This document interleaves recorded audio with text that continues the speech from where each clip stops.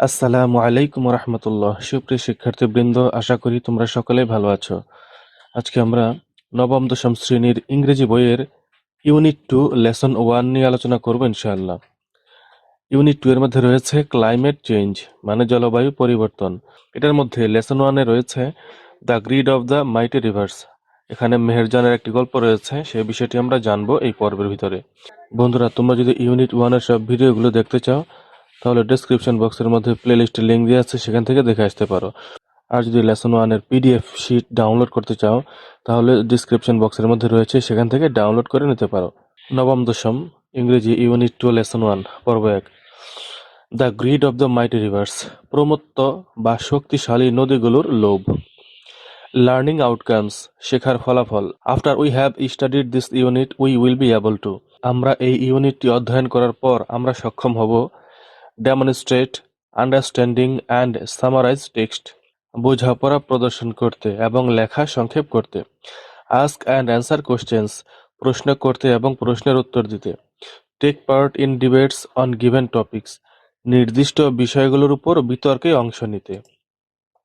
Take part in role playing and conversations, ভূমিকা অভিনয় এবং কথোপকথনে অংশ নিতে।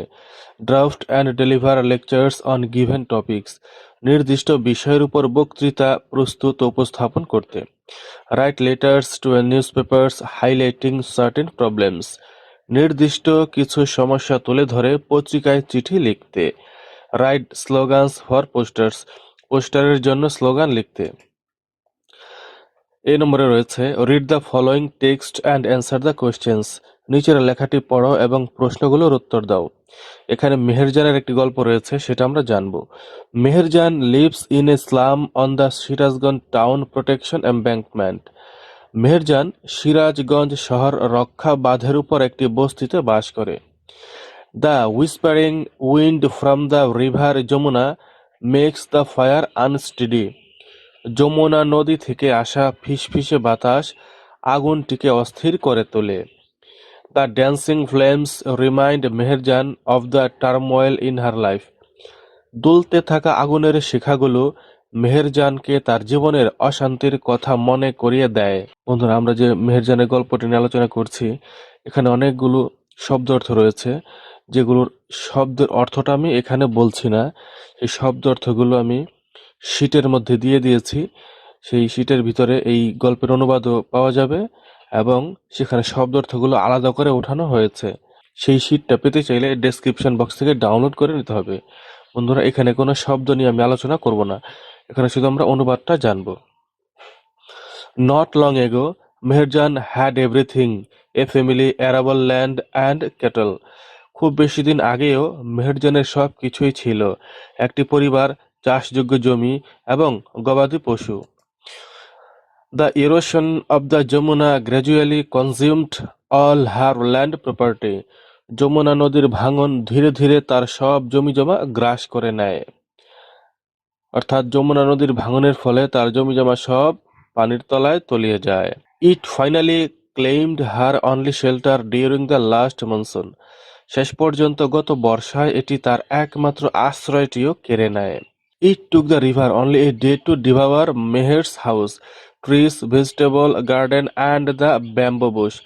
নদীটির মাত্র একদিন লেগেছিল মেহেরজানের ঘর, গাছ, সবজি বাগান ও বাঁশঝাড় গিলে ফেলতে। তাহলে মেহেরজানের ঘর, গাছ, সবজি বাগান ও বাঁশঝাড় গিলে ফেলতে নদীটির কয়দিন লেগেছিল? মাত্র একদিন। তার মানে একদিনে মেহেরজানের ঘর, গাছ, সবজি বাগান ও বাঁশঝাড় পানির তলায় তলিয়ে যায়। She had a happy family once, এক সময় তার একটি সুখী পরিবার ছিল।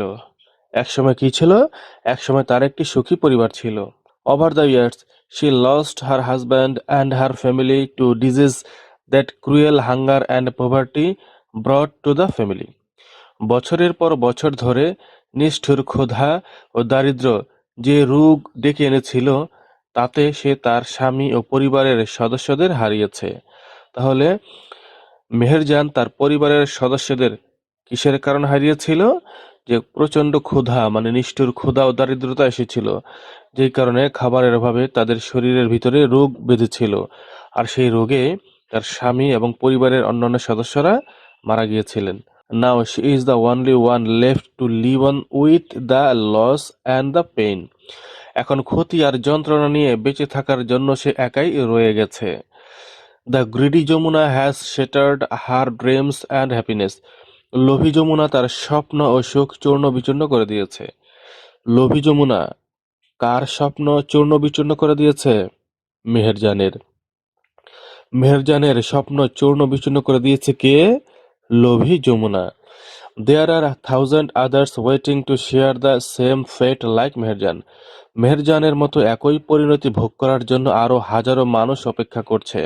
অর্থাৎ মেহেরজানের ঘর বাড়ি জমি জমা যেমন পানির নিচে তলিয়ে গিয়েছে, এরকম আর হাজারো মেহেরজান অর্থাৎ মেহেরজানের মতো আর হাজারো মানুষ রয়েছে যে তাদেরও এরকম অবস্থা হবে এবং তারা অপেক্ষা গুনছে। অর্থাৎ তাদের ঘর বাড়িগুলো সেই যমুনা নদীর পাড়ে অথবা পদ্মা মেঘনা নদীর পাড়ে এমন জায়গায় রয়েছে যে সেগুলো যে কোনো সময় নদী ভাঙনে পানির নিচে তলিয়ে যেতে পারে। Bangladesh is a land of rivers, some of whose bank overflow or eroded during monsoon. Bangladesh নদীমাতৃক দেশ। বাংলাদেশ নদীমাতৃক দেশ, যার কিছু নদীর তীর বর্ষাকালে উপচে পড়ে বা ভেঙে যায়। বাংলাদেশ নদীমাতৃক দেশ অর্থাৎ বাংলাদেশে অনেকগুলো নদী রয়েছে, প্রচুর নদী, যার কিছু নদীর তীর, এখানে সব নদীর কথা বলা হয়নি, যার কিছু নদীর তীর বর্ষাকালে উপচে পড়ে অর্থাৎ এমন পানি প্রবাহিত হয় যে পানির প্রবাহের কারণে নদীর পার মানে নদীর তীর ভেঙে পড়ে যায়। Erosion is a harsh reality for the people living along the river banks. নদী তীরবর্তী মানুষের জন্য, নদী তীরবর্তী মানুষের জন্য নদী ভাঙন একটি কঠোর বাস্তবতা। নদী তীরবর্তী মানুষের জন্য নদী ভাঙন কি? একটি কঠোর বাস্তবতা। তাহলে নদী ভাঙন একটি কঠোর বাস্তবতা কাদের জন্য? যারা নদীর তীরে বসবাস করে তাদের জন্য। During each monsoon, many more villages are threatened by the mighty rivers like the Jamuna, the Padma and the Meghna.